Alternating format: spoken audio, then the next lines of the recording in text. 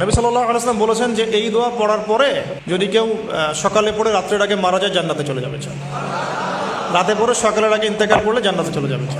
সাইয়্যিদুল ইস্তিগফার। আমার সাথে বলবেন, আল্লাহুম্মা আনতা রাব্বি লা ইলাহা ইল্লা আনতা খালাকতানি আনা আবদুক ওয়া আনা আলা আহদিক ওয়া ওয়া'দিকা মাস্তাতা'ত আউযু বিকা মিন শাররি মা সানা'ত আবুউ লাক বিনি'মাতিকা আলাই ওয়া আবুউ বিযানবি ফাগফির লি ফাইন্নাহু লা ইয়াগফিরুয যুনুবা ইল্লা আনতা।